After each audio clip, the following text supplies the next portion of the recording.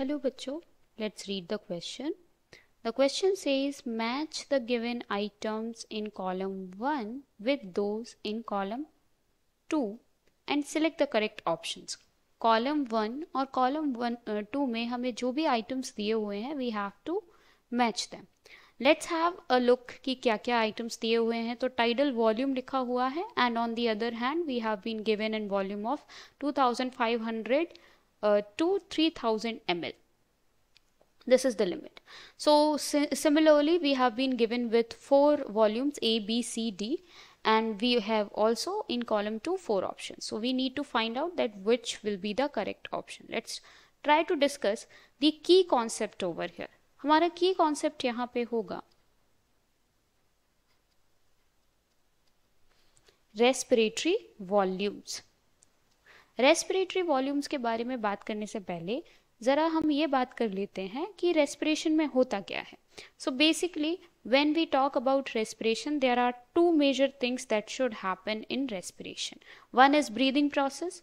Breathing process में there is in breathing process there are two things that are happening.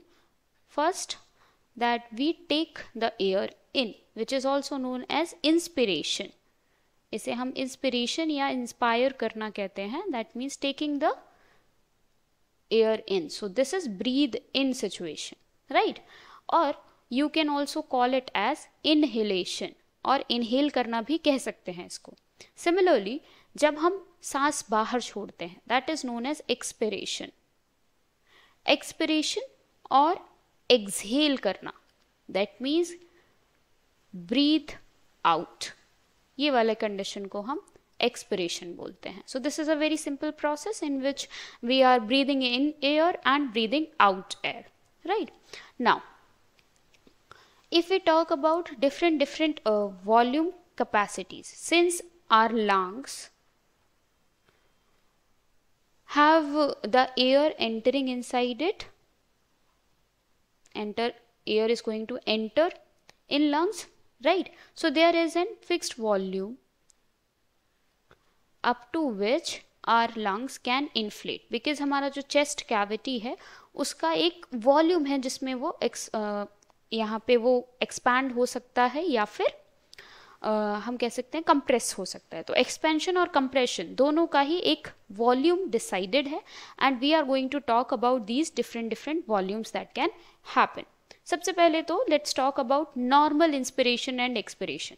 जो normal rate होता है breathing का, जब हम नॉर्मली इनहेल कर रहे होते हैं और एक्सहेल कर रहे होते हैं, उस कंडीशन में हमारे लंग्स के अंदर कितना वॉल्यूम ऑफ एयर जा रहा होता है. तो that is around 500 ml of air that goes into our body after normal inspiration or expiration, and this is known as tidal volume.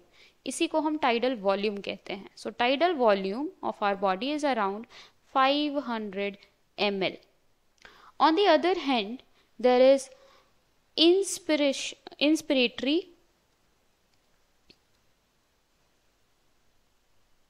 Reserve volume.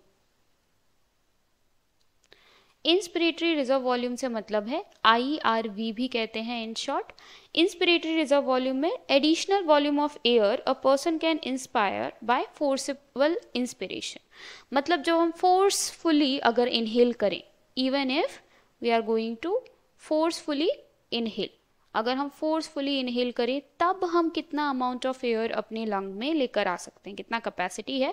So that is around 2500 ml to 3000 ml, right. तो this is the volume that we can forcefully inhale.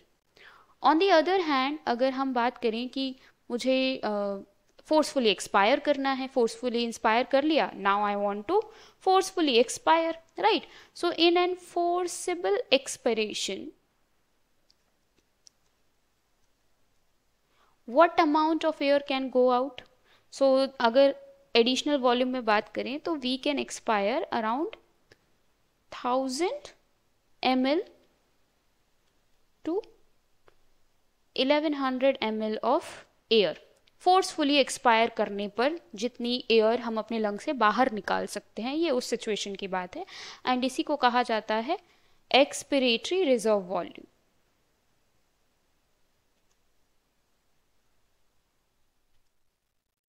Expiratory reserve volume, आप इसको in short ERV भी कह सकते हो।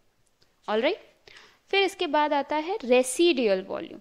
Now forcible expiration और forcible inspiration करने के बाद भी, राइट, फोर्सिबल एक्सपिरेशन कर दिया आपने और अराउंड इतना अमाउंट ऑफ वॉल्यूम बाहर निकल गया एयर से, एयर का बाहर निकल गया आपके लंग्स से, फिर भी there is some amount of air that always remains in the lungs. The reason is कि अगर ये अमाउंट ऑफ एयर नहीं रहेगा तो लंग्स में collapse, right. So volume of air remaining in the lungs even after forcible expiration, आप यहाँ लिख सकते हो after ERV, I am writing after ERV because expiratory reserve volume के बाद भी जो वॉल्यूम बच जाता है that is known as residual volume, and इसका एवरेज होता है around 1100 ml to 1200 ml of air, that is its volume. So अगर हम ये सारे डिफरेंट वॉल्यूम्स को देखें कि रेसिडियल वॉल्यूम में even after forcible expiration there is some amount of air that is left in our lungs and that is around this much. On the other hand, forceful expiration करने में हम कितना air बाहर निकाल सकते हैं, that is around 1000 to 1100 ml of air.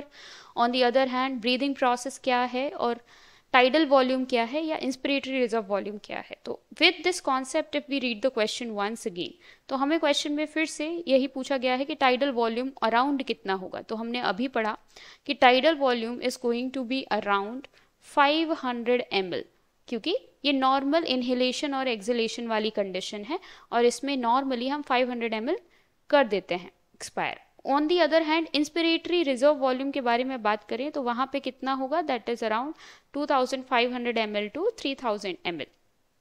तो यहाँ पे टाइडल वॉल्यूम अराउंड 500 ml होना चाहिए। So it should a should match to this, right.